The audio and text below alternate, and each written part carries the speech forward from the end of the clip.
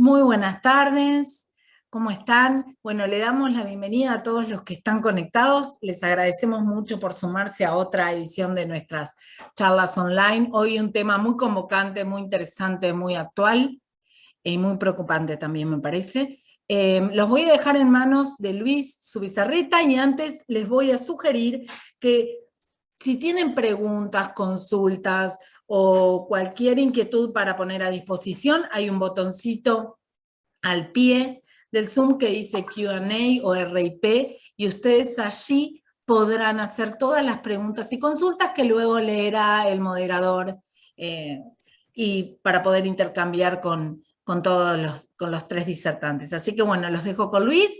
No requiere muchas presentaciones, es el presidente de Axoja, y los dejo con él, que hará una breve introducción de esta charla. Gracias. Gracias Eli.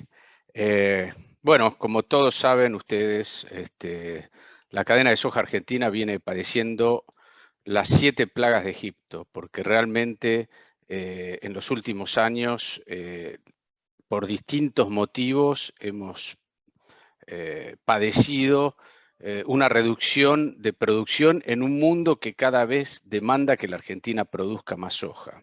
Y en general ha sido el resultado de, digamos, de daño autoinfligido, es decir, políticas propias de la Argentina que han generado desincentivo a producir y bueno, acá vamos a hablar de alguna de las pocas ocasiones en donde el riesgo viene de afuera.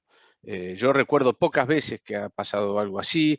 Tenemos algunas restricciones arancelarias, como el caso de China, que no nos importa productos industriales, sino que solo materia prima, o las restricciones a las exportaciones de biocombustibles en Europa o Estados Unidos. Pero en general los problemas son más internos que externos, y en este caso, bueno, hay uno que no depende de nosotros y que es el que nos van a presentar los panelistas. Y solo para cerrar mi breve introducción, quería mostrarles algunos datos muy rápido.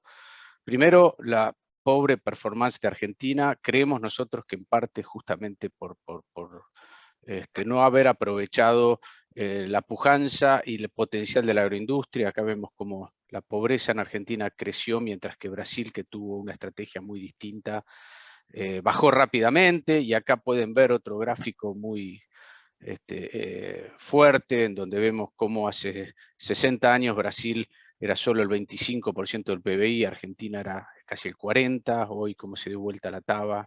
Fíjense Venezuela, ¿no? Del 12 al 1.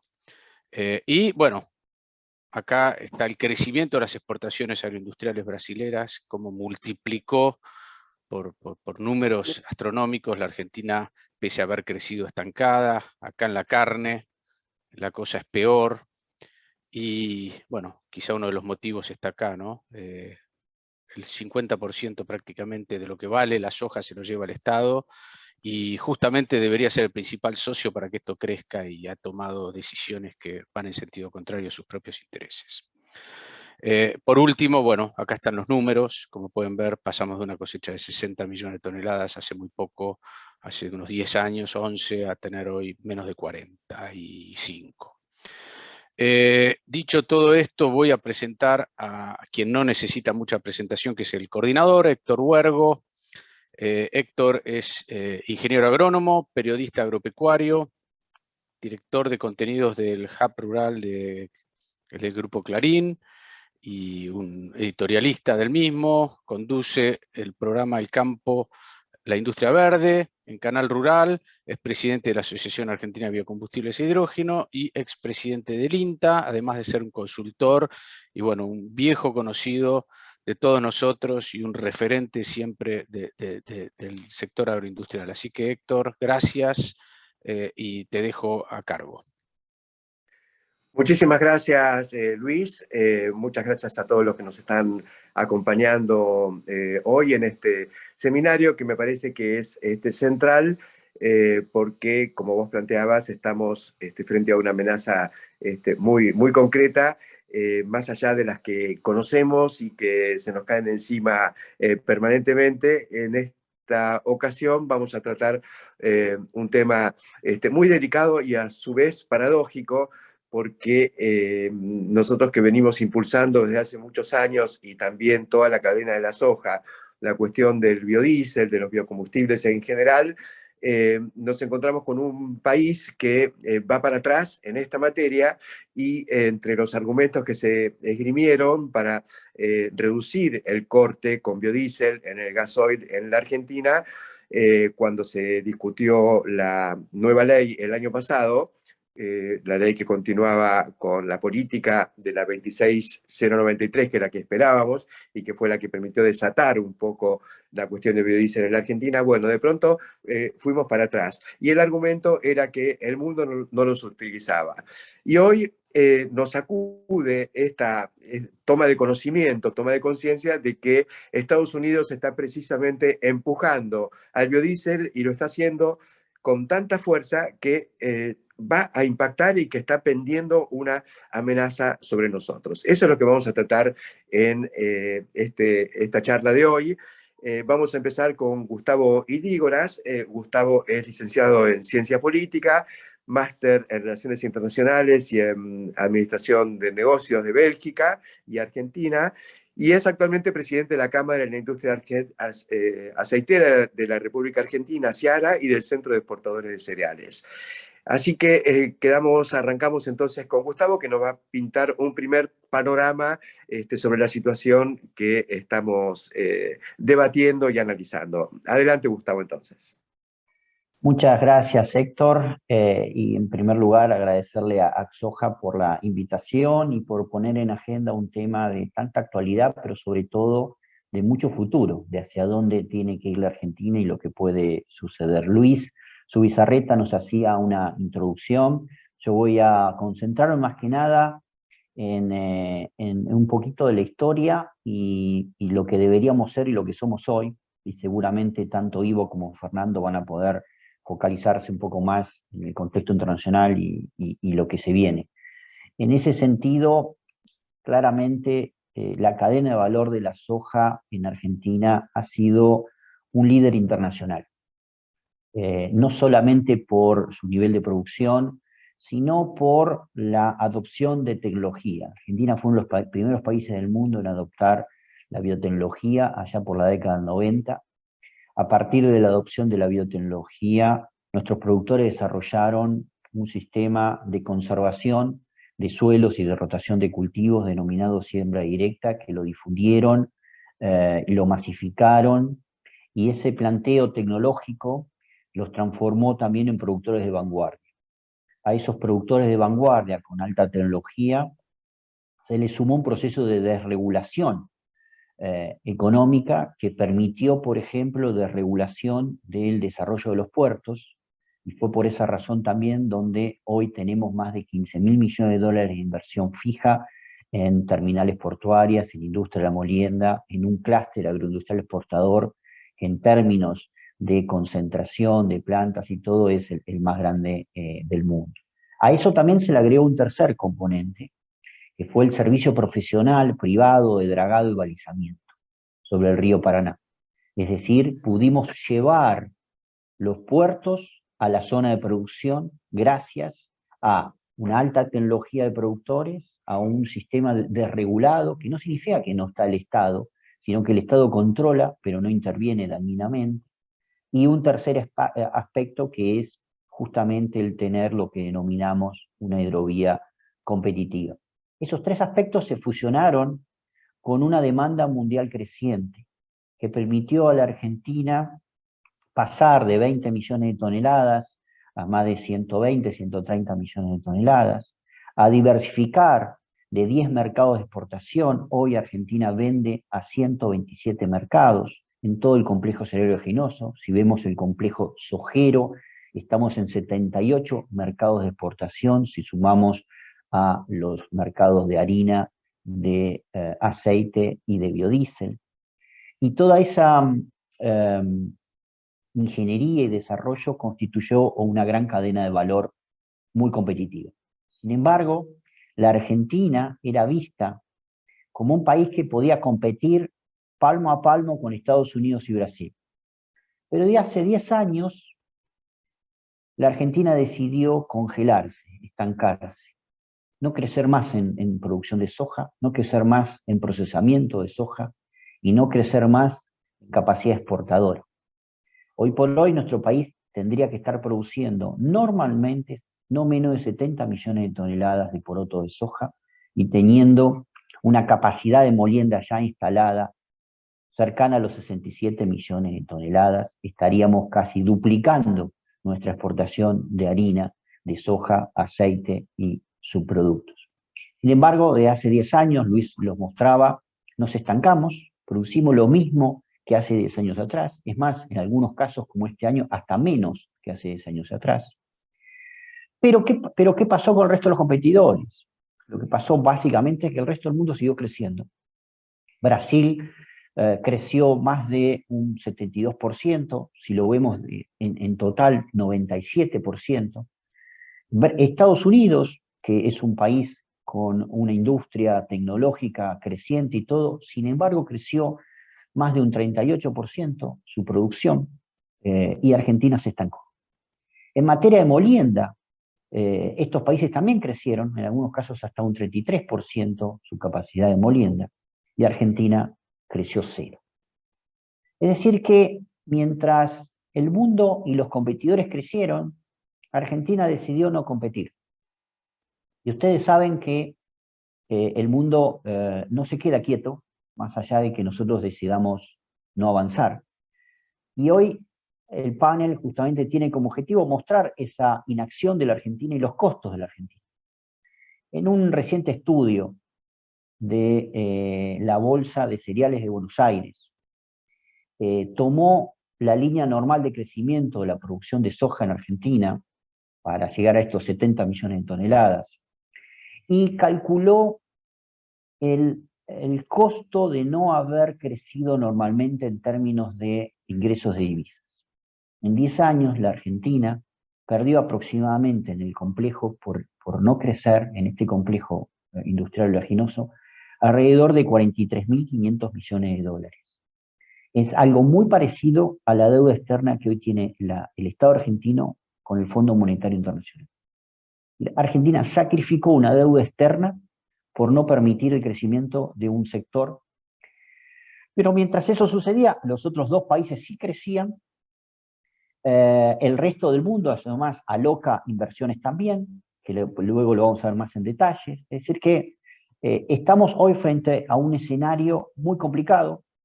De hecho, esta campaña es muy negativa en la producción de soja, baja producción de soja, muy bajos niveles de venta de granos, una capacidad ociosa creciente, y por lo tanto toda esta realidad nos condiciona enormemente para el futuro.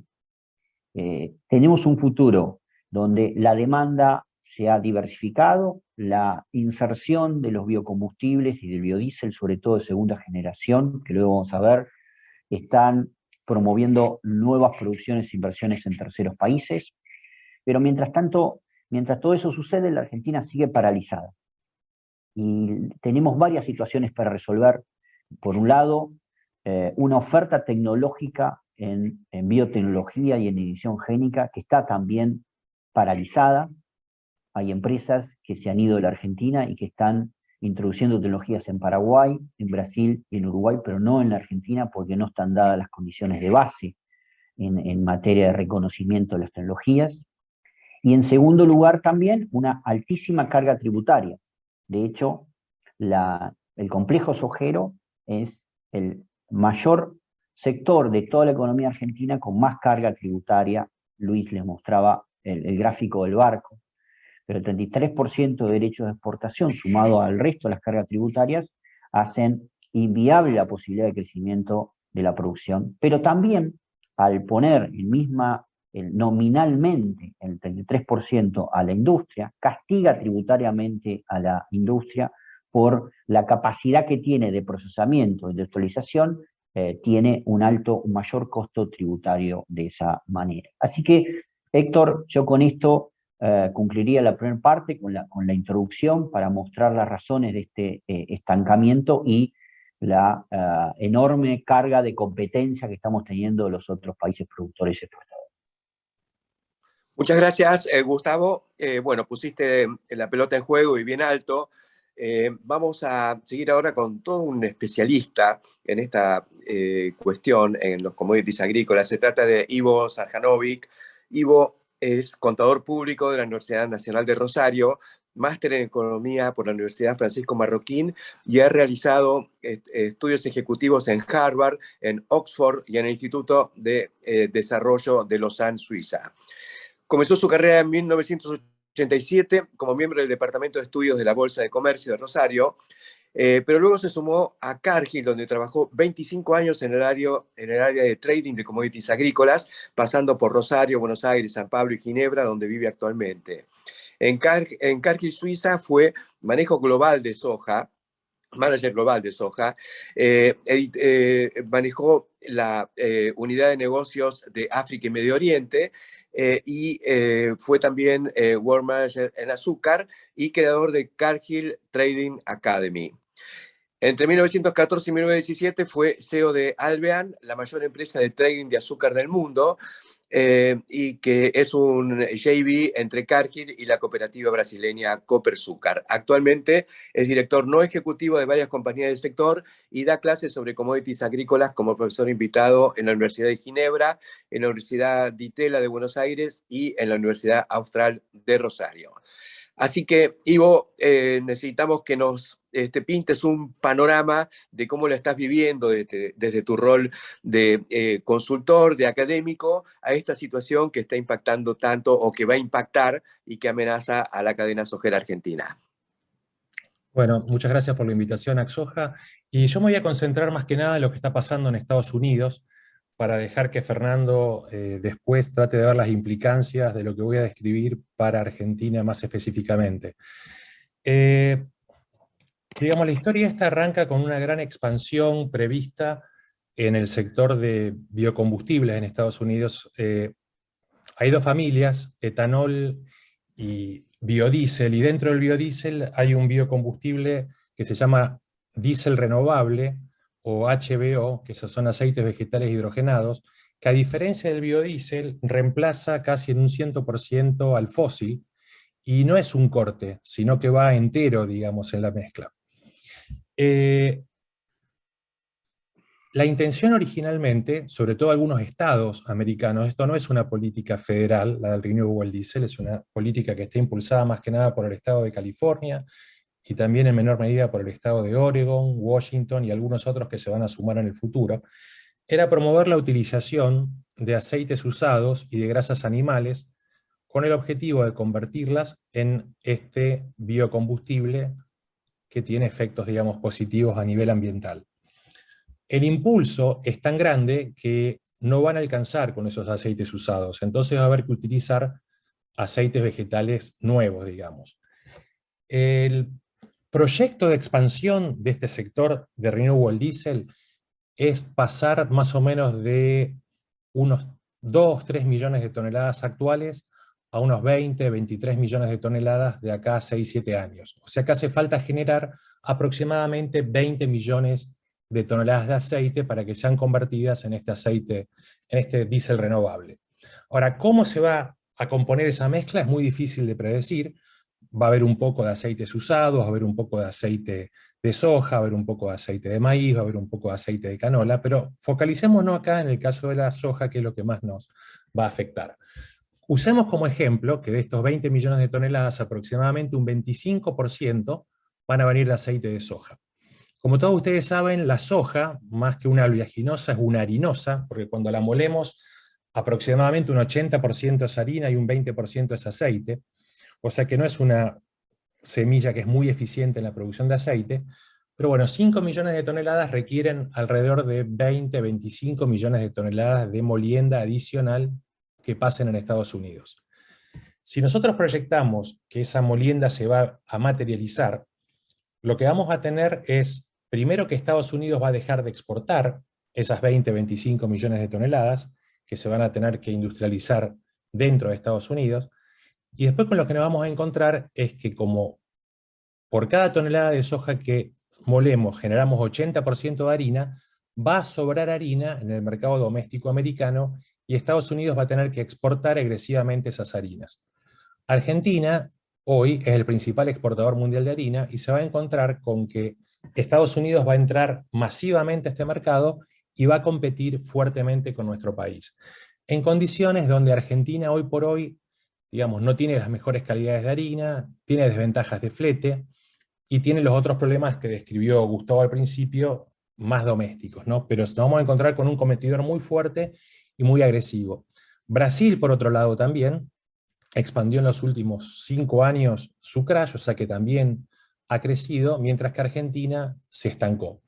Entonces, a nivel internacional, con lo que nos vamos a encontrar es con un pool muy grande de aceite dentro de Estados Unidos, menores exportaciones de poroto de soja y mucho mayores exportaciones de harina que van a competir uno por uno con nuestro país.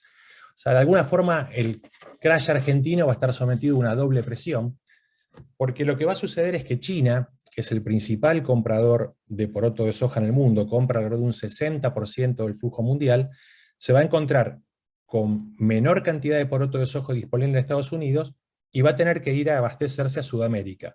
Y hay que ver si Brasil puede abastecer todo ese poroto adicional.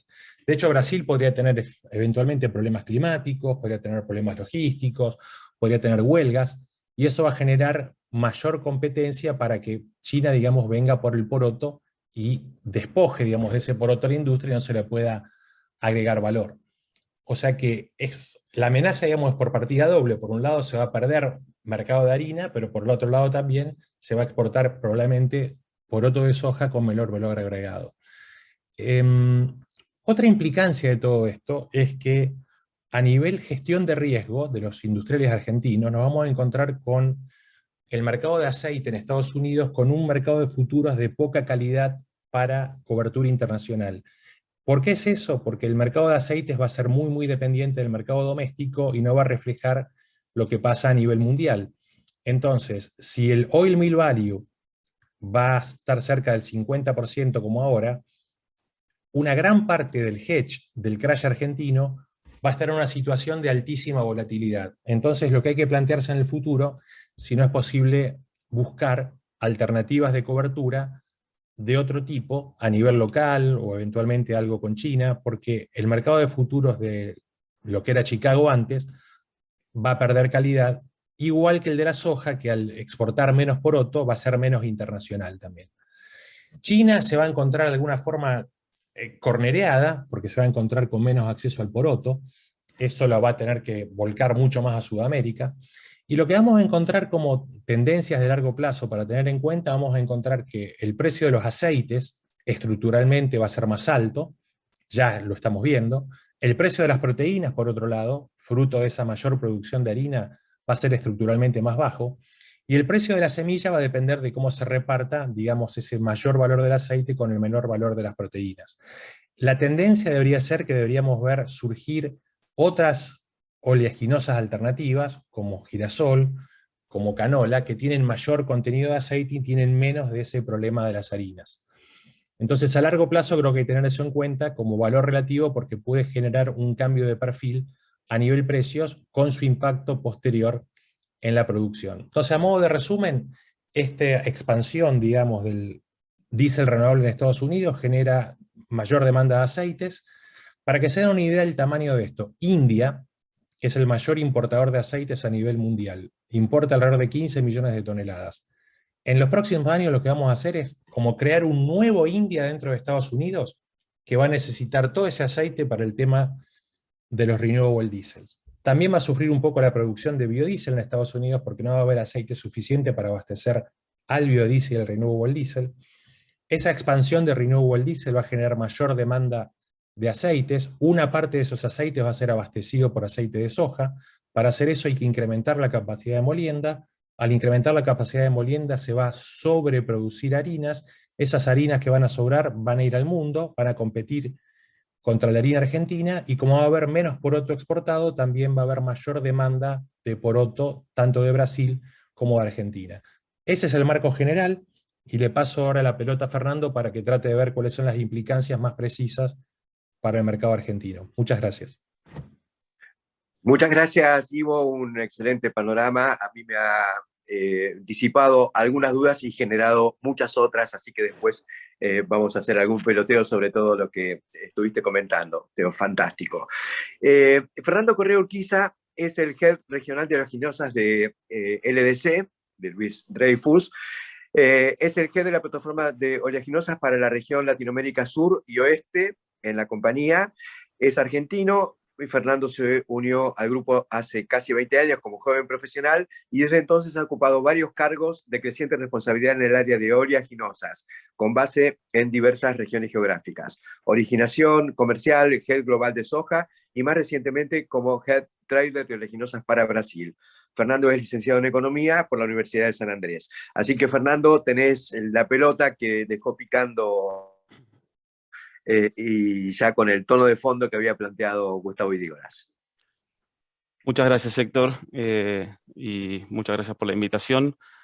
Sí, la verdad que el panorama que los tres han pintado anteriormente es bastante oscuro, ¿no?, para la Argentina, pero por supuesto, como argentino y como responsable del negocio para LDC en Argentina, siempre quiero terminar con una voz de esperanza, ¿no?, o de que las cosas se puedan hacer de manera distinta. Pero vamos principalmente a dos amenazas que hemos sufrido y estamos por sufrir, como describieron, ¿no? Una es la amenaza silenciosa, que ha ocurrido en los últimos 12 años, que algo estuvo describiendo Gustavo y Luis en sus presentaciones anteriores. ¿Qué ocurrió en los últimos 12 años en donde el mundo demandó, como explicaba Gustavo, más proteína y más aceite, y Argentina se estancó? ¿Qué generó que Argentina no se subiera al tren al que se subieron Estados Unidos y Brasil?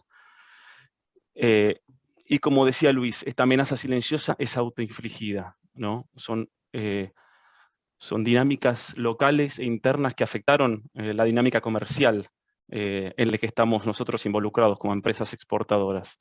Y también la dinámica comercial y la decisión que tiene que tomar el productor antes de cada campaña.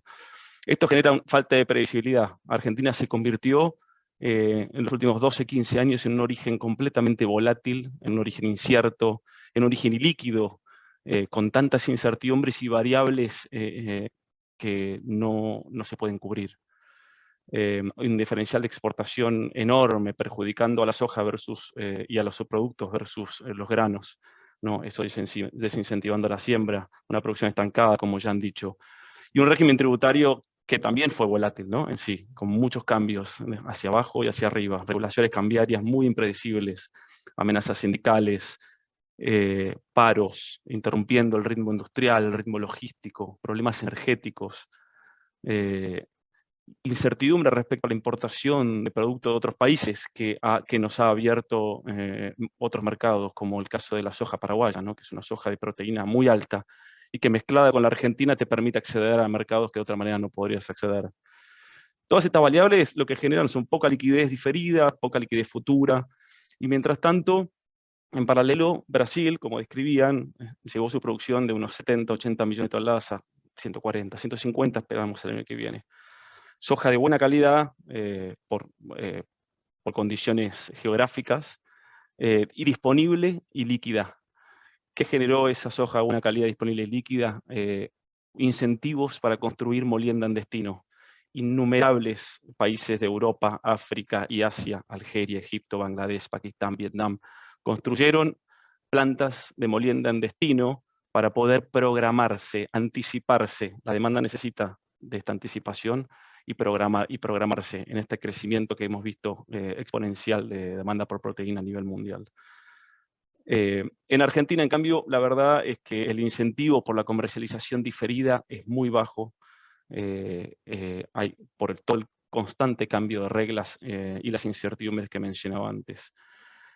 También falta infraestructura alrededor de los puertos, a veces faltante de energía, gasoil, como es el caso actual, gas en los inviernos más duros.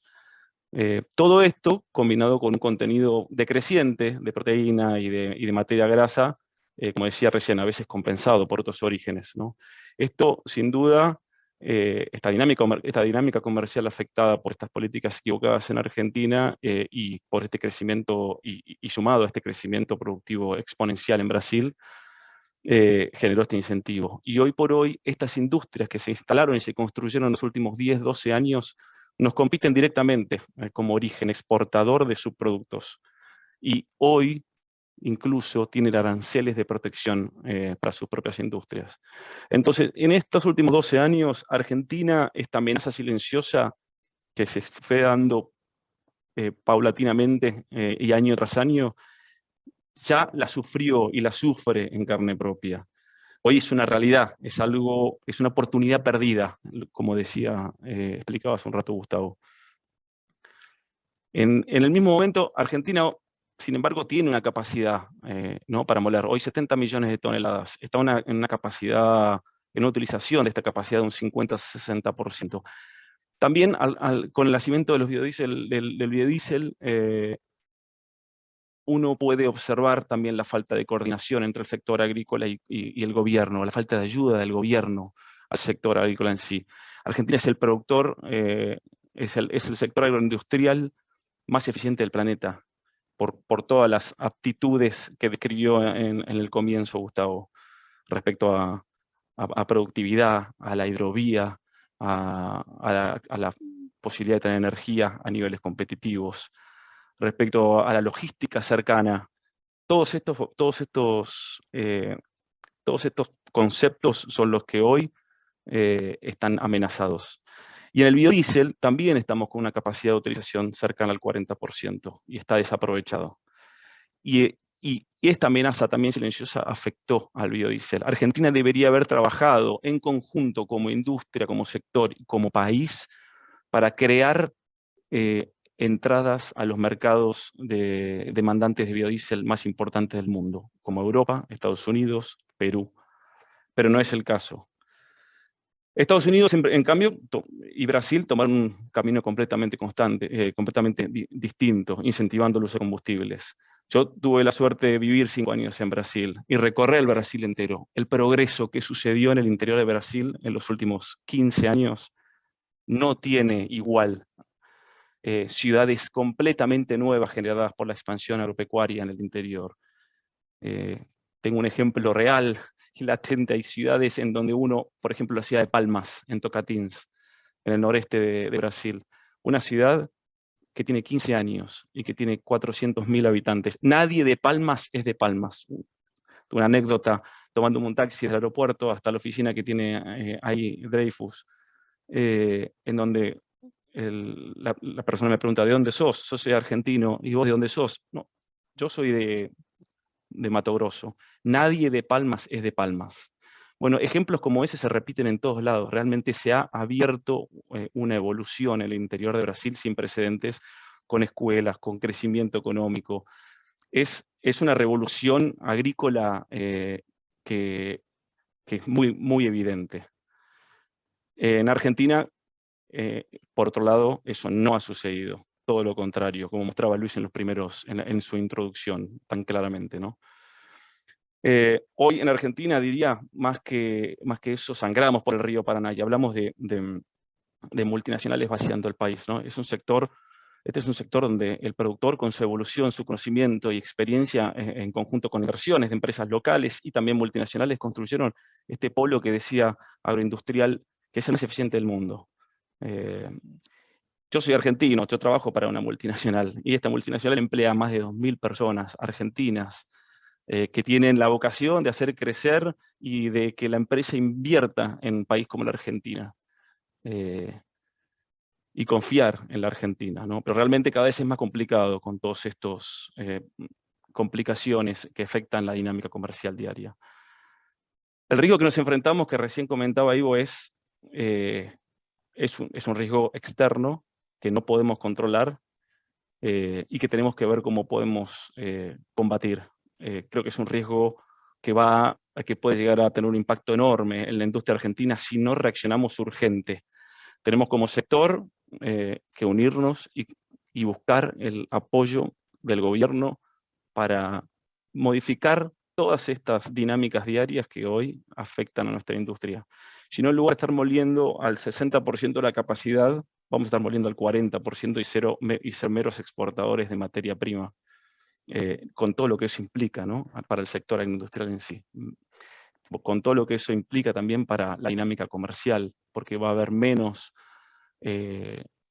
precios diarios. La exportación es un canal que se alimenta en ciclos. Hay temporada alta y temporada baja. La molienda está todo el año y requiere de una compra de materia prima constante a lo largo del año.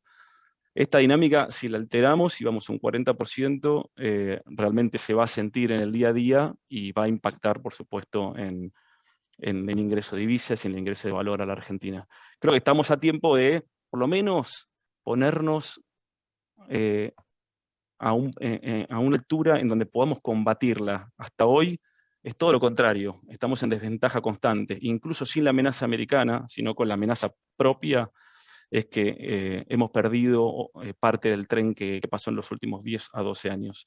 Lo que viene es real y es lo más crítico que va a enfrentar Argentina en cuanto al sector agroexportador en los próximos 5 años. Por eso requiere que nosotros nos replanteemos la forma en que queremos encarar este desafío. También creo que Argentina tiene un rol muy importante, pensando en positivo, en la digitalización. Nuestro sector necesita digitalizarse. ¿Sí? Y hay innumerables iniciativas ahí afuera que son tomadas como ejemplo a nivel mundial. Creo que Argentina puede apoyarse y apalancarse en la digitalización como sector para agregar valor a toda la cadena de originación. ¿Cómo revertimos un poco esta inercia? Por lo menos para poder pelear algo más parejo el desafío que se nos viene en los próximos 5 años.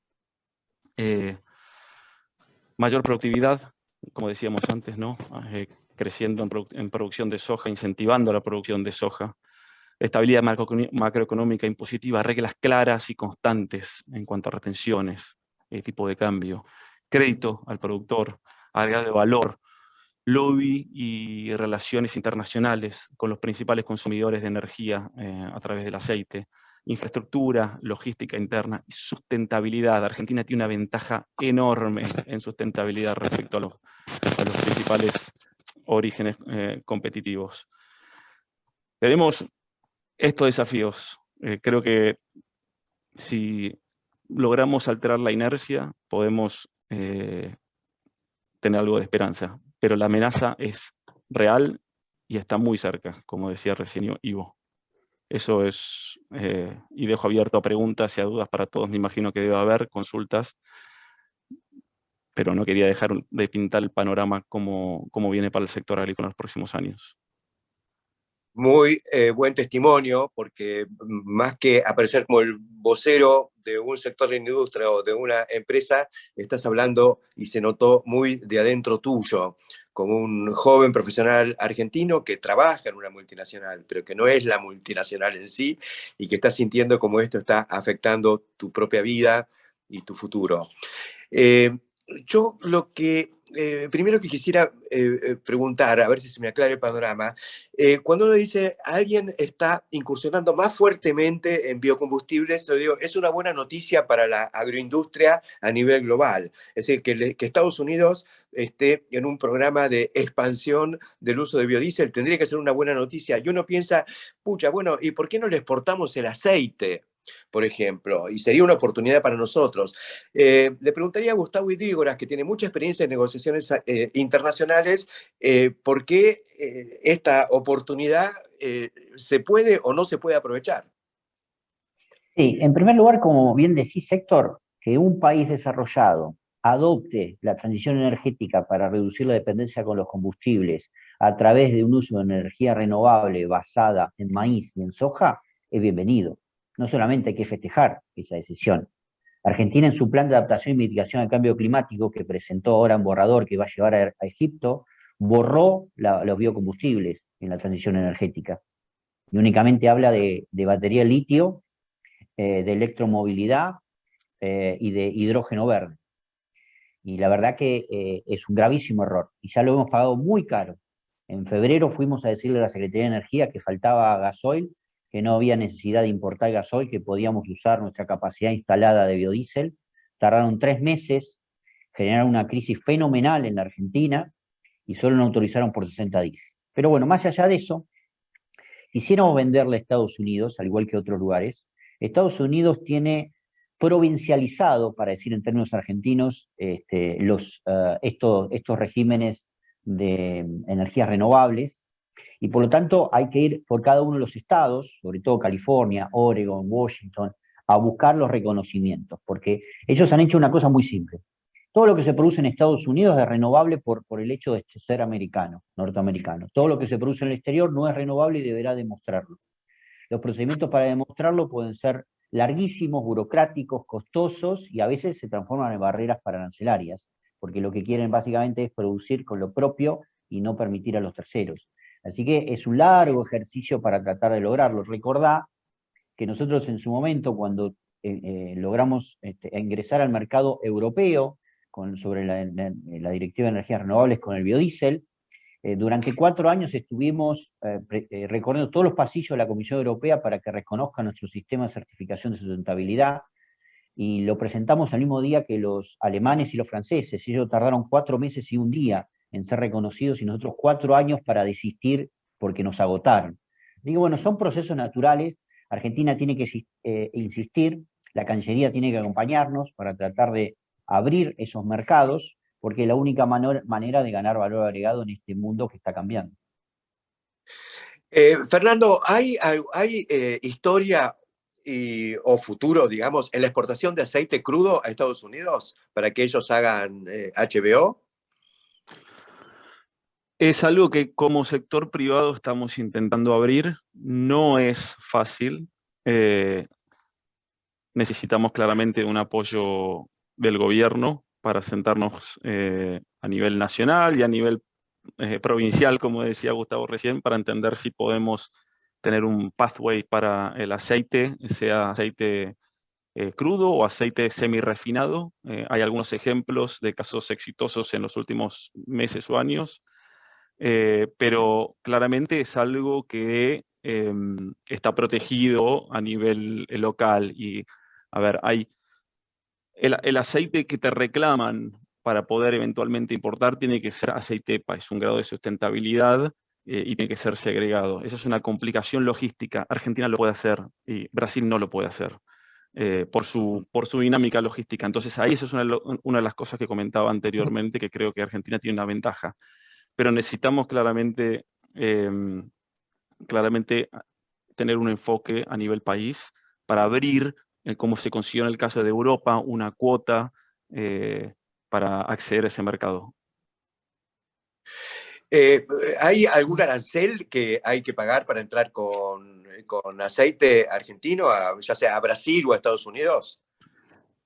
A Estados Unidos hay que, el experto acá es Ivo de los aceites. Ivo, por ahí te dejo contestar a vos, si querés. Para entrar a Estados Unidos hay que pagar cerca de un 20%. Es 19%, exactamente. Sí. Sí. Para entrar a Brasil no tengo el número, francamente, pero por ser Mercosur supongo que no debe haber impuesto de importación. ¿Y habría entonces, a ver, Gustavo, alguna posibilidad de plantarse frente a la, digamos, o desde la diplomacia comercial, a decir que esto implica realmente un perjuicio para la Argentina o algún mecanismo? Porque el hecho de que metan 20% de derechos de importación al aceite, y al mismo tiempo, es decir, con eso te dejan afuera del mercado, ya te dejaron afuera del mercado del biodiesel, pero ellos mientras tanto, en algunos estados por lo menos, van desarrollando HBO, ¿no da lugar a un reclamo? Sí, da lugar a un reclamo, sobre todo primero da lugar a una negociación bilateral. Y Sí. cada vez que hemos intentado poner este tema en la agenda, por distintas razones, el gobierno argentino no lo ha puesto en la agenda. Estamos trabajando e insistiendo para que en la próxima bilateral, Alberto Fernández Biden, que se va a hacer en julio en Washington, este tema sea uno de los temas centrales. Porque uno de los problemas que tiene Argentina, por ejemplo, con Estados Unidos, es la balanza comercial deficitaria. Un solo producto, aceite, si querés dos, aceite biodiesel, pueden lograr no solamente balancearla, sino generar el superávit. Y además no tenemos que invertir más para poder producir y exportar a Estados Unidos. Es solamente una cuestión de acceso a mercado. Entonces me parece a mí que en vez de ir a pedirle financiamiento a largo plazo, a menores tasas o lo que fuera, deberíamos ir a pedirle como país, en esa bilateral, acceso a mercado en biodiesel y en aceite renovable, que rápidamente podríamos establecer una mesa técnica y alcanzar ese acuerdo.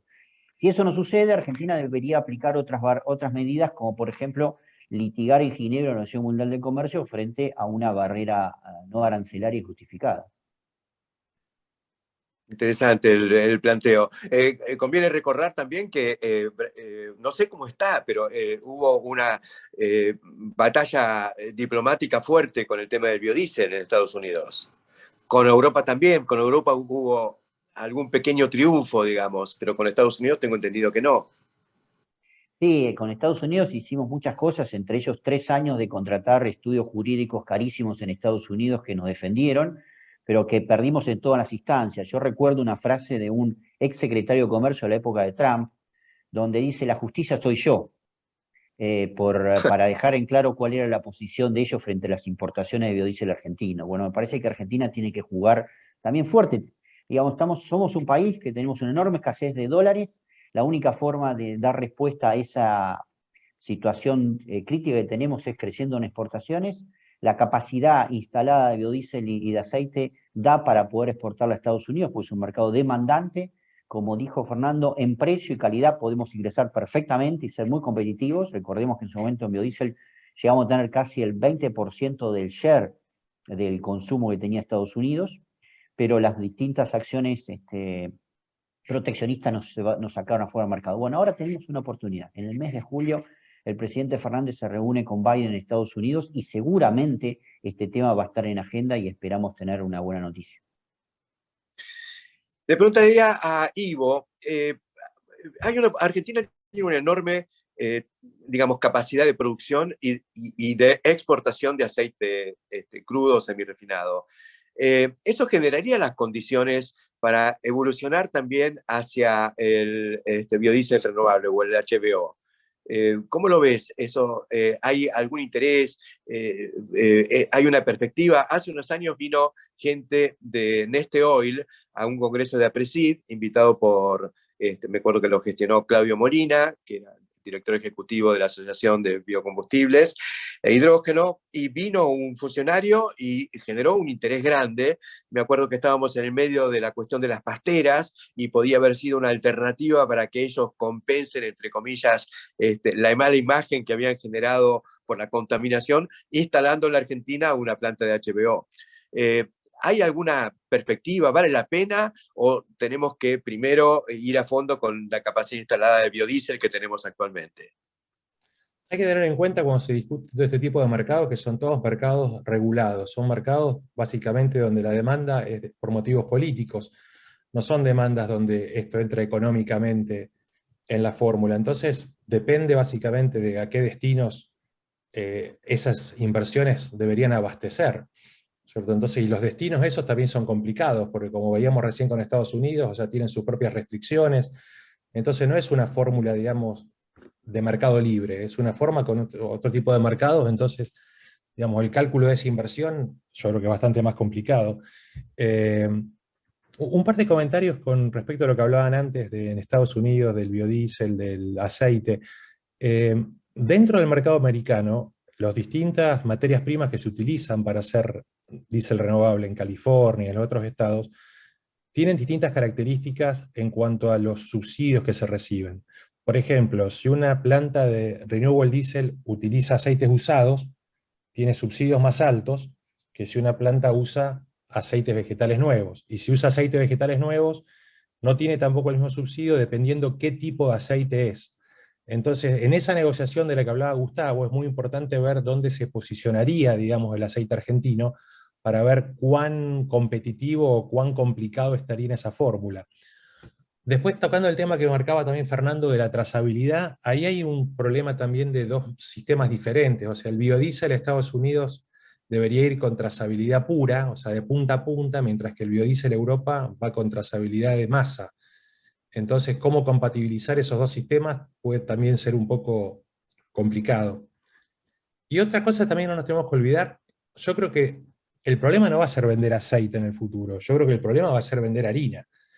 Y harina, el principal comprador del mundo de harina, no comprador del mundo, consumidor del mundo de harina es China, y a China le gusta producir la harina en el mercado local, y si bien no tiene en este momento ninguna barrera arancelaria con Argentina, no nos compra harina de soja. China, lamentablemente, que es el gran consumidor mundial de alimentos, a Argentina no les compra los dos principales productos de exportación. Los dos principales productos de exportación de Argentina son harina de soja, que China no nos compra, y maíz, que tampoco China nos compra. O sea que aparte de con tocarle la puerta a Estados Unidos para pedirle que nos deje entrar aceite, le tenemos que también tocar la puerta a China para que nos compre lo que nosotros vendemos. Gracias y muy claro, Ivo. El tema de la harina, por supuesto, yo recién focalizaba en lo del aceite porque me quedaba picando un poco del tema de la alternativa del HBO en la Argentina, que es algo que también podría estar en carpeta, porque eso aparentemente va a ir ganando lugar. El sustituto natural del petróleo renovable pasaría a ser el aceite, digamos, y de eso tenemos y sabemos hacerlo. Pero por supuesto que el tema es la harina. ¿Cómo ven la perspectiva? ¿Qué va a pasar con el consumo o las posibilidades de expansión del consumo de proteína vegetal, digamos, para producción animal o consumo humano directo? ¿Es un producto dinámico? ¿Tiene la misma dinámica que el aceite? Yo creo que en la medida que las economías se desarrollan, tienen un commodity intensity que va bajando. O sea, no es lo mismo cuando la economía china crecía entre el 2000 y el 2010, tenía un commodity intensity determinado, pero a medida que las economías se desarrollan, ese commodity intensity va disminuyendo. Entonces, por supuesto, en el futuro las proteínas van a seguir aumentando la demanda, pero creo que van a aumentar a un nivel menos acelerado de lo que pasaba en el futuro. Contra eso tenemos la posibilidad eventualmente de que haya también competencia con las proteínas vegetales, los animales van a competir con las proteínas vegetales, pero también el complejo general de proteínas se va a abaratar, por lo que hablábamos recién. Los precios de las proteínas en términos relativos van a ser más baratos, y eso puede ser un estímulo muy importante para la producción y eventual exportación de carnes. O sea, la mala noticia sería lo que describimos antes, la buena noticia eventualmente podría ser poder producir carnes con acceso a proteínas más baratas. Más que interesante este planteo. Yo creo que hemos redondeado un poco la problemática. Sabemos muy bien lo que es la mochila interna que nos estamos autoinfringiendo, pero nos faltaba tener un poquito el panorama de esta dinámica global que está apareciendo frente a nosotros como un nubarrón muy fuerte en el horizonte. Como vamos completando el tiempo que teníamos disponible para esta charla, les quiero pedir si quieren redondear alguna cosa, algún concepto que les parece que valga la pena reforzar, y si no, simplemente les agradezco muchísimo la participación, el enriquecimiento que nos han entregado por todo contenido que realmente es difícil de encontrar. No recuerdo haber tenido tanta información nueva en un panel de estas características. Así que les agradezco muchísimo. Damos entonces por terminado este seminario, y nuevamente el agradecimiento a todos los que nos estuvieron acompañando y por supuesto a los panelistas de lujo que tuvimos esta tarde. Bueno, muchas gracias a todos por la participación. No sé si quedó alguna preguntita pendiente o algo que les parezca que haya que agregar, que está en el chat, o si no, ya lo damos por finalizado. Y muchas gracias a todos por la participación, y también agradecemos mucho el acompañamiento de los sponsors.